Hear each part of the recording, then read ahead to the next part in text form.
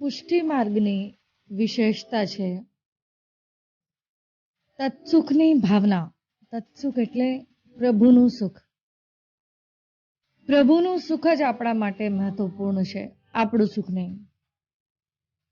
એક બીજી વાત, જ્યારે આપણે કોઈ બાળકની પધરામણી કરાવીએ તો આપણે કહીએ કે આપ 8 વાગે પધારજો, બહુ મોડું ના થઈ જાય.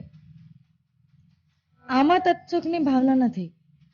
હોવું શું જોઈએ કે તમે કહો કે મારા ઘરે આપ પધારો, આપની જ્યારે અનુકૂળતા હોય ત્યારે પધારજો.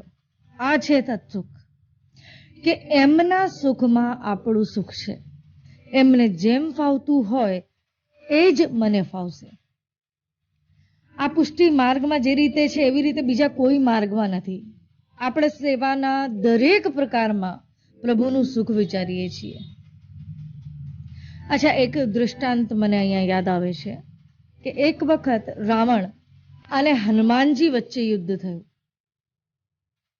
અને આ નક્કી થયું કે યુદ્ધ એટલે માત્ર એક મુષ્ટિ પ્રહાર, બીજું વધારે કાંઈ નહીં. તો રાવણ અને હનુમાનજી બંને તૈયાર થઈ ગયા. હવે પ્રશ્ન ઉઠે છે કે ભાઈ પહેલા મુષ્ટિ પ્રહાર કોણ કરશે?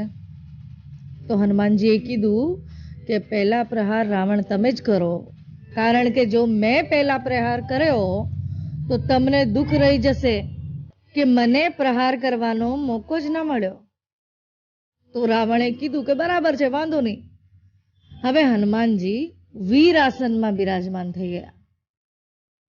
વીરાસન એટલે એક પગ નીચે અને એક પગ ઉપર હનુમાનજી જેમ બિરાજે છે ને, એ રીતે એ આસનમાં હનુમાનજી બિરાજમાન થઈ જાય છે. અને રાવણ પોતાની પૂરી શક્તિથી 20 ભુજાની શક્તિ ભેગી કરીને અને મુષ્ટિ પ્રહાર કરે છે. પણ હનુમાનજી એ વીર આસનમાંથી હલ્યા પણ નથી. હવે આ જોઈને રાવણ આશ્ચર્યચકિત થઈ ગયો. પોતાની 20 આંખો બંધ કરે ને ખોલે અને જુએ કે આ શું થયું, આ કેવી રીતે થયું. હનુમાનજી કહે છે કે રાવણ ચિંતા નહીં કરો, હું એકદમ સ્વસ્થ છું. હવે તમે તૈયાર થઈ જાઓ માર ખાવા માટે, હવે તમારો વારો છે. રાવણ કહે છે કે તૈયાર જ છું, એના વગર કોઈ છૂટકો તો છે નહીં, માર તો ખાવાની જ છે. હવે જ્યારે હનુમાનજીએ મુષ્ટિ પ્રહારની તૈયારી કરી તો સહેજ નજર ઉપર ગઈ. શું જુએ છે કે બ્રહ્માજી, મહાદેવજી બધા હાથ જોડીને ઊભા છે કે હનુમાનજી કૃપા કરો, દયા કરો. આપે જો મુષ્ટિ પ્રહાર કર્યો તો પ્રભુ રામની લીલા અપૂર્ણ રહી જશે. રાવણ મરી જશે તો રામને જે રાવણનો વધ કરવાનો છે એ લીલા કેવી રીતે પૂર્ણ થશે? હનુમાનજી સમજી ગયા, પણ વિચારે છે કે થોડીક તો એને મજા ચખાડવી જરૂરી છે, એટલે પોતાની પૂર્ણ શક્તિથી નહીં પણ તોય જ્યારે હનુમાનજીએ મુષ્ટિનો પ્રહાર કર્યો તો રાવણ થોડી વાર માટે મૂર્છિત થઈ ગયો છે. અને પછી જ્યારે ભાનમાં આવ્યો ત્યારે હનુમાનજીના વખાણ કરે છે કે તમે તો ખરેખર બલશાળી છો.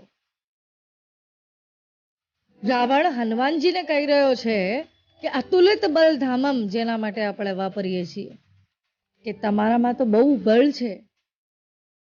અને એ રાવણ જે કૈલાશને હાથમાં ઉપાડે છે એ આજે હનુમાનજીનો મુષ્ટિ પ્રહાર સહન ના કરી શક્યો. અને હનુમાનજીએ કેમ એને પૂરી શક્તિથી માર્યો નહીં? કારણ કે જો રાવણ મરી જશે તો યશ હનુમાનજીને પ્રાપ્ત થશે, અને આ તો ચાલે જ નહીં. પ્રભુ રામના વખાણ ના થાય ને હનુમાનના વખાણ થાય, આ હનુમાનજીને કેવી રીતે પોષાય? યશ તો પ્રભુ શ્રીરામને જ મળવો જોઈએ, એટલે રાવણને જીવતો રાખ્યો છે. અને જ્યારે રાવણ હનુમાનજીને કહે છે કે તમે ખરેખર બળશાળી છો, ત્યારે હનુમાનજી કહે છે કે આ તો મજા ના આવી. તમે વખાણ કરવા માટે જીવતા જ ના રહ્યા હોત તો મજા આવત. કારણ કે આ તો મેં મારી શક્તિ જે છે એનાથી તો મેં પ્રહાર કર્યો જ નથી. અને આજે તમે એક વસ્તુ વિચારો કે પોતાના વખાણ કોને ના ગમે?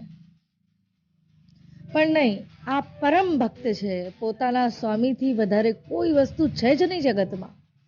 આ ભાવ હૃદયમાં આવે ત્યારે સમજવું કે હવે ગુરુનું સ્વરૂપ સમજમાં આવ્યું. એટલે શ્રી મહાપ્રભુજી બહુ સુંદર આજ્ઞા કરે છે કે તત્ સુખે સુખે ત્વમ, એમના સુખમાં જ મારું સુખ છે.